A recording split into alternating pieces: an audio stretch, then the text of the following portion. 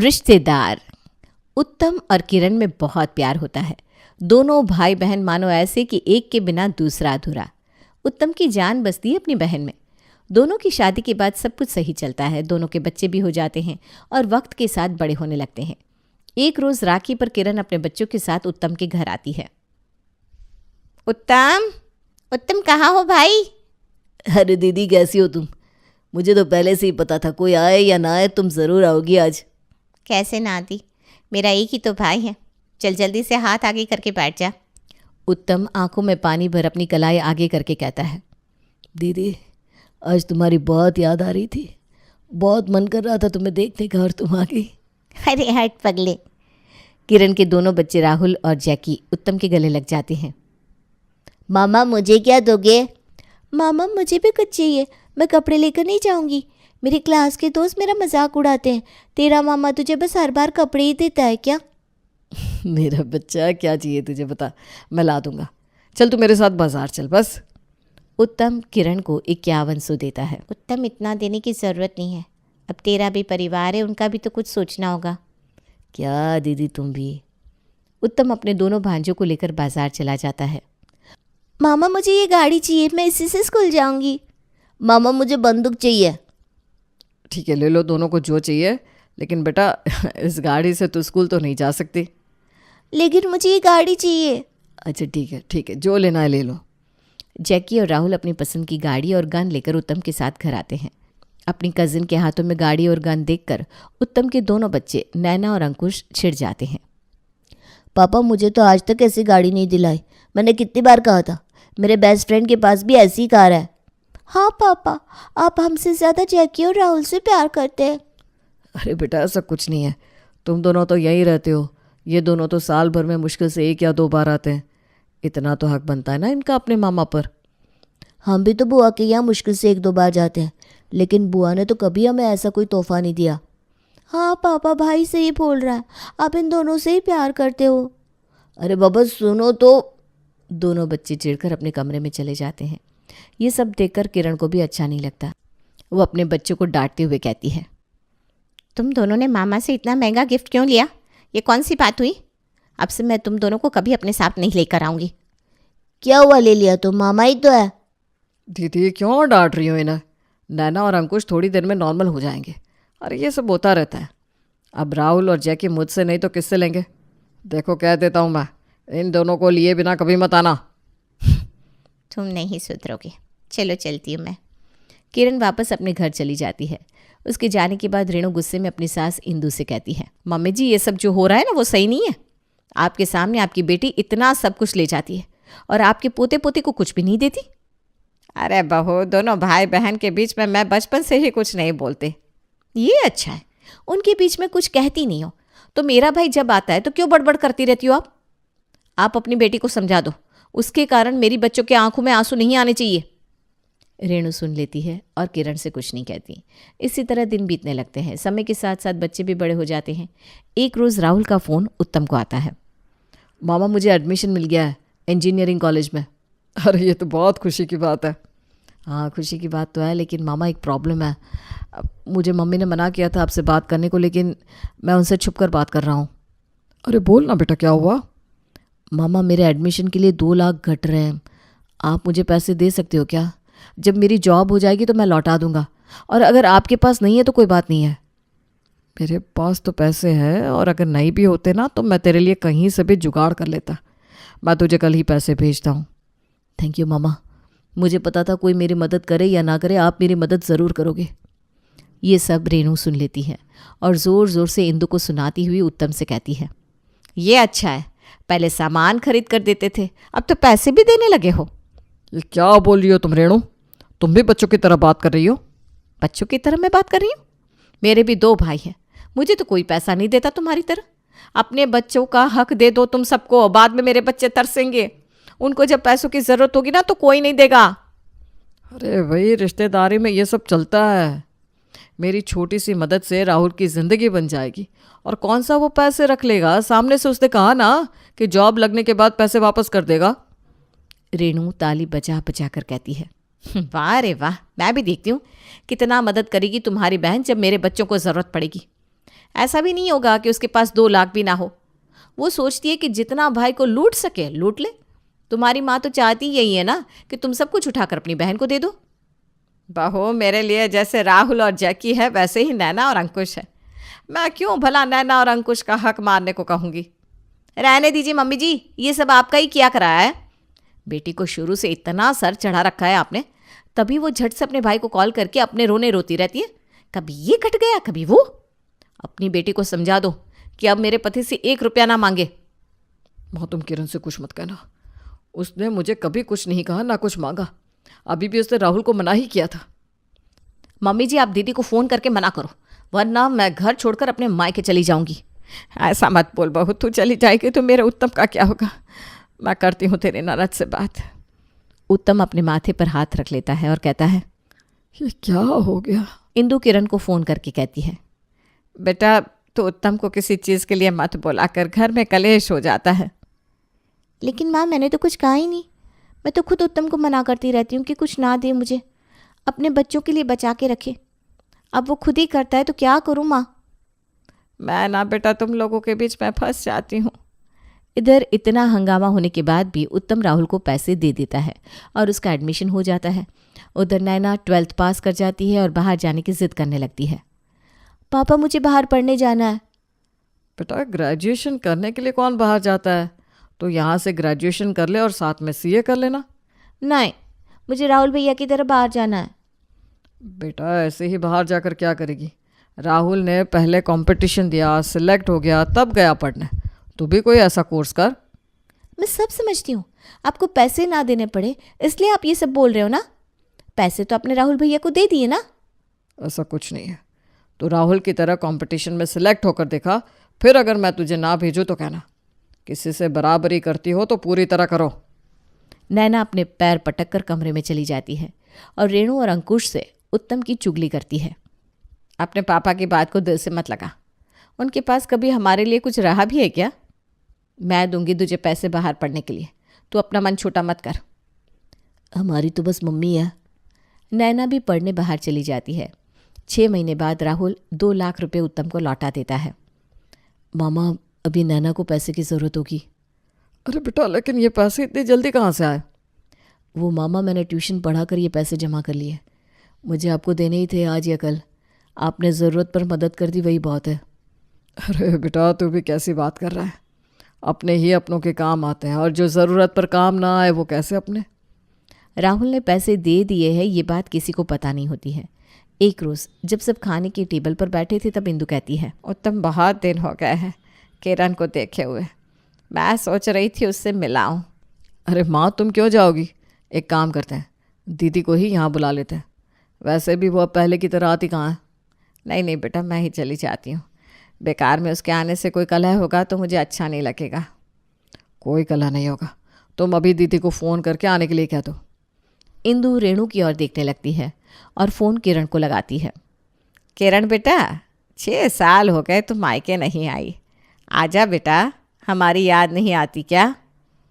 माँ, क्या करूँ आके, तुम तो जानती हो मेरे आते ही घर का माहौल ख़राब हो जाएगा, इसीलिए नहीं आती हूँ। मेरे भाई को मेरी वजह से तकलीफ़ होगी, ये मैं नहीं चाहती। दीदी, तुम्हें मेरी कसम, तुम जीजाजी और जैकी को लेकर घर आओ। रिश्तों में ये सब होता रहता है, तुम इन सबको अपने मन में मत रखो, कल ही आ जाओ। ठीक है, आती हूँ मैं। किरण अपने पति और बेटे के साथ अगले दिन उत्तम के घर आ जाती है। किरण को देखते ही उत्तम उसके गले लग जाता है और कहता है, आज बहुत दिनों के बाद पूरा परिवार साथ है। मैंने राहुल और नैना को भी आने के लिए बोल दिया है। हाँ, इतने दिनों के बाद आकर बहुत अच्छा लग रहा है। सब आकर बैठ जाते हैं और चाय नाश्ता करने लगते हैं। इतने में ही राहुल और नैना भी पहुंच जाते हैं। राहुल को देखते ही अंकुश उसे ताना मारते हुए कहता है, राहुल भैया, इतनी जल्दी आपको टिकट कैसे मिल गई आने की। कैसे क्या, पापा ने कटवा दी होगी। अब पापा है तो भला भैया को किस चीज़ की फिक्र। हाँ, ये सही कहा दीदी तुमने। राहुल को बहुत ख़राब लगता है। उत्तम बात बदलने के लिए कहता है, चलो अब ये सब बातें छोड़ो और खाना पीना शुरू करो। 2 दिन सब अच्छे से मज़े में रहते हैं। फिर किरण कहती है, चलो अब मैं चलती हूँ, राहुल को भी अपने कॉलेज जाना होगा। दीदी, इतनी भी क्या जल्दी है। अरे भाई, तेरे जीजा को काम पर भी जाना है ना, कितने दिनों तक छुट्टी ले सकते हैं। सब कुछ देखना होता है ना भाई। हाँ वो तो है दीदी। ठीक है कोई ना, तुम फिर बहुत जल्दी आ जाना। उत्तम किरण को पैसे और मिठाइयाँ देता है। तू मुझे कुछ नहीं देगा, वरना अब से मैं नहीं आऊँगी, समझा?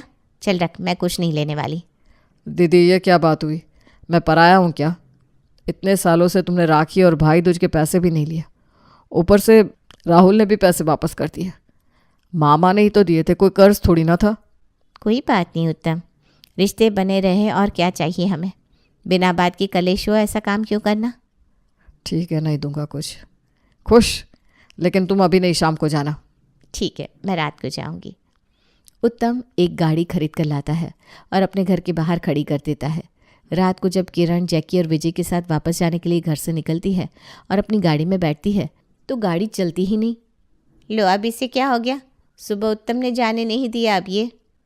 मम्मी कोई तुम्हें रोकना नहीं चाहता, ये गाड़ी बोल रही है कि अब मुझे बदल दो। 20 साल से एक गाड़ी है, अब बेचारी ये भी दम तोड़ेगी ना कभी। अब राहुल की नौकरी लगने पर ही गाड़ी बदलेंगे। वो तो ठीक है मम्मी, लेकिन अभी जाएंगे कैसे ये बताओ। इतने में ही उत्तम नई गाड़ी की चाबी किरण के हाथों में रखते हुए कहता है, दीदी तुम इस गाड़ी से जाओ, ये तुम्हारी नई गाड़ी है, तुम्हारे इतने सालों का राखी का गिफ्ट। पापा इतनी महंगी गाड़ी? इतना महंगा गिफ्ट मैं नहीं लूँगी। दीदी मैंने बस डाउन पेमेंट देकर लिया है, EMI राहुल भर देगा। अब तुम इतना मत सोचो, आराम से जाओ। तुम्हारी पुरानी गाड़ी को बेचकर जो पैसे आएंगे वो मैं रख लूँगा बस। तब तो सोचो बहुत कम पैसे लगे मेरे। लेकिन साले साहब ये सब सही नहीं है। जीजा जी, रिश्तेदारी में ये सब चलता रहता है। किरण चली जाती है। उसके जाने के बाद रेनू बहुत गुस्से में आ जाती है और चिल्लाते हुए कहती है, जवान बेटी घर में है और इन्हें गांव में पैसे उड़ाने हैं। वो मेरी बहन है, कोई गांव नहीं है। और नैना की शादी तक बहुत पैसे आ जाएंगे। नैना की शादी में अभी 1-2 साल बाकी है। तुम लोगों को बस एक मौका चाहिए। ठीक है, मैं भी देखूंगी ना तुम्हारी बेटी की शादी में तुम्हारी बहन कितना कर देती है। इतने दिनों से आई नहीं और एक ही बार में लूट कर ले गई सब। बहू, ये भाई बहन का प्यार है, इसे लूटना नहीं कहते। नैना शादी के बाद घर आएगी तो अंकुश भी उसे कुछ देगा, तब क्या तू यही कहेगी? मम्मी जी आप मेरे बच्चों को इसमें मत लाइए। नैना वापस अपने कॉलेज चली जाती है। इसी तरह 2 साल बीत जाते हैं और नैना का कॉलेज कंप्लीट हो जाता है। उधर राहुल को भी अच्छी जॉब मिल जाती है। नैना घर वापस आती है। रेणु नैना से कहती है, बेटा अब तेरी शादी कर देते हैं, लड़का देखते हैं तेरे लिए अब। मम्मी मैं साकेत को पसंद करती हूँ और उसी से शादी करूँगी। वो मेरे साथ कॉलेज में ही पढ़ता था और आज उसे बहुत अच्छी नौकरी भी लग गई है। ठीक है, तू उसे मिलने के लिए बुला ले, हम तेरी शादी उसी से करेंगे बस। नैना अगले दिन साकेत को अपने घर बुला लेती है। साकेत सबको पसंद भी आ जाता है। एक बार दीदी और जीजा जी भी लड़के से मिल ले तो अच्छा रहेगा। उनकी हाँ ना मेरे लिए कोई मायने नहीं रखता, रिश्ता हमारी तरफ से पक्का है। साकेत तुम अपने माँ बाप से हमारी बात करवा दो ताकि हम शादी की बात कर सकें। जी मम्मी जी, वो मेरे पेरेंट अभी घूमने के लिए बाहर ऑस्ट्रेलिया गए हैं, उनके आते ही बात करता हूँ उनसे मैं। ठीक है बेटा। कुछ दिनों के बाद उत्तम की साकेत के माँ बाप से बात होती है और वो भी इस रिश्ते को मंजूरी देते हुए कहते हैं, देखिए समधी जी, हमें कुछ नहीं चाहिए, बस खातिरदारी ऐसी कीजिएगा कि लोग देखते रहें। अरे ये भी बोलने की बात है क्या? मैं अच्छे से अच्छा अरेंजमेंट करूँगा। हमारे घर में एक ही तो लड़की है, उसकी शादी ऐसी होगी कि सब देखते रहेंगे। ठीक है तब अभी सगाई कर लेते हैं, 1 महीने बाद शादी, कैसा रहेगा? जैसा आप लोग कहें। 1 हफ्ते बाद सगाई की तारीख रखी जाती है। सगाई के 1 दिन पहले रेणु किरण को सगाई के बारे में बताते हुए कहती है, दीदी आप लोगों को आना है, नैना की सगाई है कल। सब इतनी जल्दी में हुआ कि बता नहीं पाई। कोई बात नहीं भाभी, मैं कल आ जाऊंगी। किरण की आंखों में पानी आ जाता है, लेकिन फिर भी वो किसी से कुछ नहीं कहती। अब मैं अपने लोगों के लिए इतनी पराई हो गई हूँ कि मुझे भी वक्त पर न्योता दिया जाता है। अगले दिन किरण अपने परिवार के साथ नैना की सगाई में आती है। सगाई बहुत धूमधाम से होती है। किरण भी लड़की को देखकर बहुत खुश होती है और उत्तम से कहती है, उत्तम लड़का तो बहुत अच्छा मिला है, बस अपनी नैना खुश रहे। दीदी मुझे माफ़ कर दो, तुम्हारी भाभी ने मुझे बताने नहीं दिया तुम्हें, वरना मैं तुम्हें लड़का दिखाए बिना रिश्ता तय नहीं करता। कोई बात नहीं उत्तम, घर में शांति रहने से मतलब है। वैसे भी लड़की को लड़का और लड़की को लड़की पसंद है तो हमारा क्या ही काम। सारे मेहमान और लड़की वाले वापस चले जाते हैं, लेकिन उत्तम किरण और उसके परिवार को रोक लेता है। इतने में ही उत्तम को एक फ़ोन आता है। साहब वो दिनेश सब कुछ बेचकर सारे पैसे लेकर भाग गया। क्या? अब क्या होगा? मेरी बेटी की शादी सर पर है। उत्तम के हाथ से फ़ोन छूट जाता है। उसकी आंखों के आगे काले बादल छा जाते हैं। क्या हुआ साले साहब, आपको इतना पसीना क्यों आ रहा है? क्या हुआ मामा, बताइए ना हमें, हम अपनी ही तो हैं। जीजा जी सब खत्म हो गया। अब मेरी नैना की शादी कैसे होगी? मेरा बिजनेस पार्टनर सब कुछ लेकर भाग गया, मुझे पता ही नहीं चला। मैं नैना की सगाई की तैयारी में लगा रहा और सब खत्म हो गया। शादी सर पर है, क्या करूँगा मैं जीजा जी? तभी मैं कहती थी, बातें तो सब अपनी बहन को, बस कुछ पैसे बचा के रखते तो बेटी की शादी में काम आते। चुप, एकदम चुप। ये सब तेरे कारण हुआ है। तूने मुझे दीदी और जीजाजी को पहले से बुलाने नहीं दिया। अगर जीजाजी और राहुल आ जाते तो ये सब होता नहीं। अरे बेटा दिमाग शांत रख, अभी शादी कैसे होगी ये देखना है हमें। माँ कुछ समझ में नहीं आ रहा, पैसे कहाँ से आएंगे? अभी तो सगाई के खर्चे के पैसे देने बाकी है, कहाँ से दूंगा मैं? तुम कोई टेंशन ना लो, सब हो जाएगा। मैंने नैना की शादी के लिए कुछ पैसे फिक्स डिपॉजिट किए थे, सोचा था नैना की विदाई पर उसे दूंगा। लगता है अब वो पैसे निकालने का टाइम आ गया है। अगले दिन विजय बैंक जाकर पैसे निकलवा कर उत्तम के हाथ में रखते हुए कहता है, ये पूरे 20 लाख है। बिटिया की शादी में कोई कमी नहीं आनी चाहिए। मामा आप फिक्र मत करो, उस दिनेश को हम देख लेंगे शादी के बाद। जीजा जी आप नहीं होते तो पता नहीं आज क्या होता। हट पगले, अपने होते ही इसलिए है कि एक दूसरे के काम आ सके। नैना की शादी अच्छे से हो जाती है और वो विदा होकर अपने घर चली जाती है। इधर राहुल दिनेश को पकड़वा कर जेल में डलवा देता है। रेणु किरण के सामने हाथ जोड़कर कहती है, दीदी मुझे माफ़ कर दो, मैंने आपके साथ बहुत गलत किया, बहुत भला बुरा कहा और आपने मेरी बेटी के लिए इतना सब कुछ किया, मुझे माफ़ कर दो दीदी। भाभी, ये रिश्ते बहुत अनमोल होते हैं जो ऐसे नहीं टूटते। रिश्ते निभाने पड़ते हैं, वो भी बिना किसी उम्मीद के कि आगे आपको भी उस इंसान से उतना ही मिलेगा। दीदी अब ऐसा कभी नहीं होगा। रेणु किरण के गले लग जाती है और अब सब सही चलने लगता है।